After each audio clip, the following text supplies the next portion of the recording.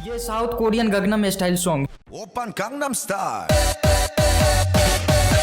YouTube पर सबसे पहला वीडियो जिसने 1 बिलियन व्यूज कंप्लीट किया था। स्क्विड गेम जैसा टीवी शो जो प्रीमियर होने के मात्र 28 दिन के अंदर 1.65 बिलियन आवर्स कंप्लीट कर लेता है और इसी के साथ यह दुनिया का सबसे ज्यादा नेटफ्लिक्स पर देखे जाने वाला नंबर 1 टीवी शो बन जाता है।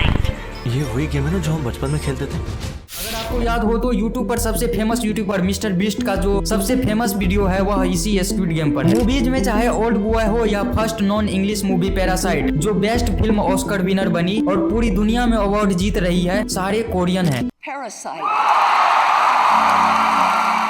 तो आज हमारे यहाँ की बॉलीवुड मूवी ही देख लीजिए। एक विलन जो कि आई सॉ द डेविल का रीमेक वर्जन है, murder two the chaser film का कॉपी है। द आउटलेट्स को कॉपी किया गया राधे और मोस्ट वांटेड भाई में। इंडिया के सड़कों का ये मंजर देख लीजिए। यह कोई इंडियन फेस्टिवल नहीं है और न ही किसी बॉलीवुड स्टार का जन्मदिन है, बल्कि यह एक साउथ कोरियन स्टार का जन्मदिन है जिसको इतने धूमधाम से मनाया जा रहा है। आज के दिन कोरियन फीवर इस तरह से इंडिया में वायरल हो गई है कि लोग वॉकिंग, टॉकिंग और ईटिंग कोरियन ही कोरियन है। OTT प्लेटफॉर्म पर तो एक पे एक कोरियन मूवी भरे पड़े हैं। लेकिन दोस्तों मुद्दे की बात करें तो यह कोई रैंडम चांस की बात नहीं है कि ये सारे कोरियन इतनी तेजी से इंडिया में पॉपुलर हो रही है, बल्कि यह एक मास्टरमाइंड स्ट्रेटेजिक प्लान है कोरियन गवर्नमेंट की। आइए आज के इस वीडियो में समझने का कोशिश करते हैं कि किस तरह से ये सारे कोरियन पूरी दुनिया में पॉपुलर हो रही है और इसके पीछे गवर्नमेंट के मास्टरमाइंड सीक्रेट को।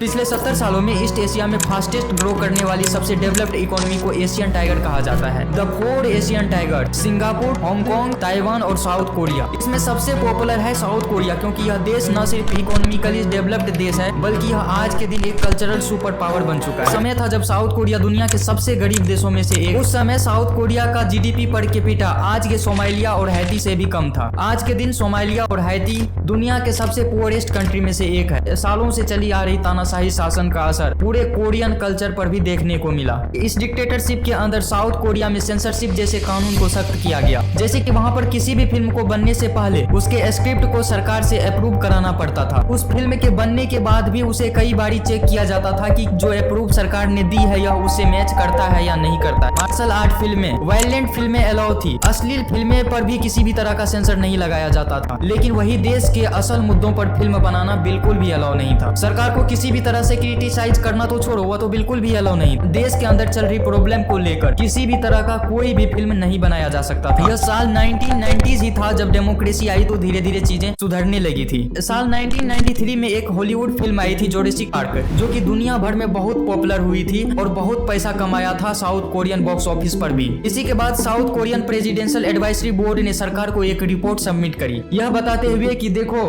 एक फिल्म ने इतना रेवेन्यू कमाया जितना कि 1.5 मिलियन हुंडई गाड़ी को बेचकर मिलता। इसके बाद ही था जब कोरियन सरकार को लगा कि मीडिया इंडस्ट्री को एक स्ट्रेटेजिक इंडस्ट्री के तौर पर प्रमोट करना चाहिए। साल 1993 में ही जब COPNG मूवी रिलीज हुई थी तो लोगों को इससे ज्यादा कुछ एक्सपेक्टेशन नहीं था, क्योंकि अभी तक कोरियन बॉक्स ऑफिस पर सिर्फ हॉलीवुड की मूवी हिट होती थी। लेकिन यह film traditional folk story telling पर बेस्ड थी, जो इतना फेमस हुआ कि पहला कोरियन फिल्म बन गया 1 मिलियन से ज्यादा टिकट बेचने वाली सिर्फ साउथ कोरिया के सोल के शहर में। अब कोरियन सरकार को लगने लगा कि इस मीडिया इंडस्ट्री में बहुत पोटेंशियल है। उन्हें आइडिया आया कि क्यों ना हम कोरियन कल्चर को एक ग्लोबल एक्सपोर्ट बना दें। इसके बाद कोरियन गवर्नमेंट धीरे धीरे एक्सपोर्ट ओरिएंटेड इंडस्ट्रियलाइजेशन पर फोकस करना स्टार्ट किया। फिर जब अलग अलग तरह की एक्सपोर्ट की बात आई तो कोरियन गवर्नमेंट को लगा क्यों ना हम कोरियन कल्चर को भी एक्सपोर्ट करें। इसी रीजन से कोरियन सरकार साल 1994 में कल्चर इंडस्ट्री ब्यूरो CIB की स्थापना करती है। एक नया फिल्म प्रमोशन लॉ लाया जाता है जिससे हर तरह की सेंसरशिप को खत्म कर दिया जाता है और कहा जाता है कि जो बनाना है बनाओ। सारे आर्टिस्ट को कहा जाता है कि अपने फुल क्रिएटिविटी से काम करो और दुनिया के सामने खुलकर अपनी कोरियन कल्चर को दिखाओ। कोरियन यूनिवर्सिटी में पढ़ने वाले स्टूडेंट्स को फिल्म इंडस्ट्री में हायर किया गया और चेबोल्स की मदद से बड़ी बड़ी बजट की फिल्में बन पाई। यहाँ पर चेबोल्स एक कोरियन शब्द है जिसका मतलब है कि बड़ी बड़ी फैमिली बिजनेस। इस चेबोल्स की मदद से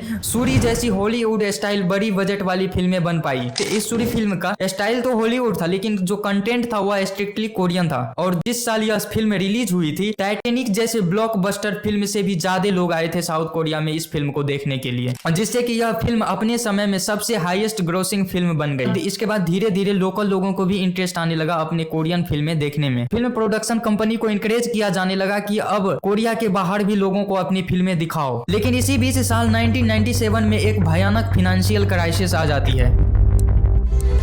Global markets worried that other Asian countries might have similar hidden flaws. The Asian financial crisis, जिसका 3 देशों पर सबसे बुरा असर देखने को मिला, इंडोनेशिया, थाईलैंड और south Korea. International monetary fund IMF को मदद करनी पड़ी थी इन देशों की। इस फाइनेंशियल क्राइसिस ने न सिर्फ साउथ कोरिया के फाइनेंशियल इकोनॉमी को तोड़ कर रख दिया था, बल्कि इंटरनेशनल मार्केट में साउथ कोरिया का इमेज भी नीचे गिरी थी, क्योंकि ढेर सारी इलीगल इनसाइडर ट्रेडिंग देखने को मिली थी। इसके बाद Korean president Kim day Jung ने सोचा यहाँ पर कल्चर एक बहुत अच्छा टूल है, न सिर्फ इकोनॉमी को रिवाइव करने का बल्कि देश के रिब्रांडिंग का भी। इसीलिए आज के दिन भी किम डे जुंग एक बहुत ही रिस्पेक्टेड इंसान है साउथ कोरिया में। इन्हें कल्चरल प्रेसिडेंट कहा जाता है।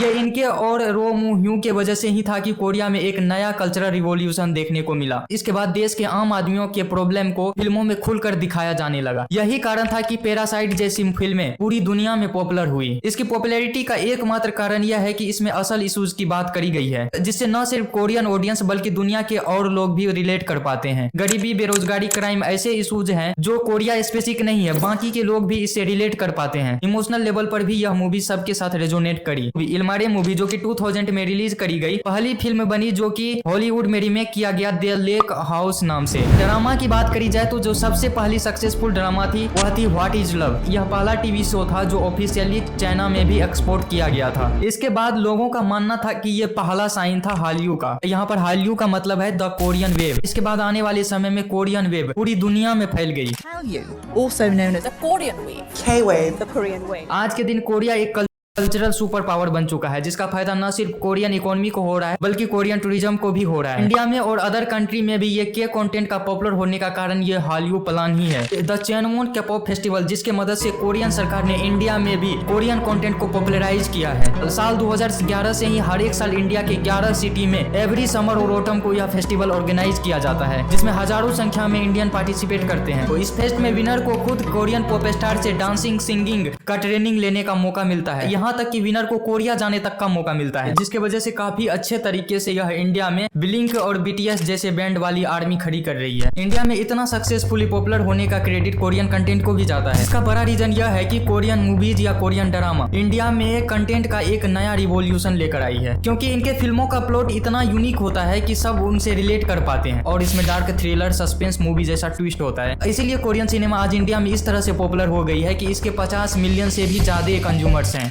नॉर्मली यदि आप इंग्लिश लैंग्वेज सीखने के लिए कोई ऑनलाइन कोर्स देखोगे तो एक एक कोर्स का प्राइस आपको 15-15 हजार तक दिखेगा। पर आज के दिन south Korean government specially Indians के लिए फ्री में कोरियन लैंग्वेज सिखा रही है, जिसमें कि Korean government institute king Sejong institute India wide Korean language सिखाने के लिए रिस्पॉन्सिबल है। यहाँ पर अलग ही मास्टरमाइंड स्ट्रेटेजी है कोरियन गवर्नमेंट की। आप इसको ही देख लो, हर पेज पर के म्यूजिक कंटेक्स्ट की अनाउंसमेंट है, फ्री कोरियन लैंग्वेज के पोस्ट हैं और के पॉप कंटेंट में जीतने वाले लोगों के प्रेस करने वाले पोस्ट हैं। बेसिकली एम यह है कि एक कम्युनिटी बनाई जाए जिससे कि कोरियन कल्चर का सॉफ्ट इन्फ्लुएंस लोगों में फैलाया जाए। और हम यह अच्छी तरह से जानते हैं कि आज इंडिया दुनिया के सबसे यंगेस्ट नेशन में से एक है, और इस यंग पॉपुलेशन को ही इन्फ्लुएंस कर लिया गया तो देश का कल्चर और फ्यूचर दोनों को कोरियन कल्चर के अकॉर्डिंग इन्फ्लुएंस किया जा सकता है। कोरियन गवर्नमेंट इस बात को बहुत अच्छे तरीके से समझती है, इसीलिए उसने इस यंग माइंड को इन्फ्लुएंस करने का बराबर निशाना बनाया है के पॉप म्यूजिक को। आमतौर पर जहां बाकी के देश अपनी इकोनॉमिक डेवलपमेंट के लिए इंफ्रास्ट्रक्चर को निशाना बनाते हैं, पर यहाँ पर शायद साउथ कोरियन गवर्नमेंट दुनिया की एकलौती डेमोक्रेटिक कंट्री है जिसने कि अपनी इकोनॉमिक डेवलपमेंट के लिए कल्चर को ही अपना टूल बना रखा है। बस यही तक था। बाकी आप क्या सोचते हो इस कोरियन सिनेमा, BTS, ब्लिंक जैसे आर्मी के बारे में? कमेंट करके जरूर बताना।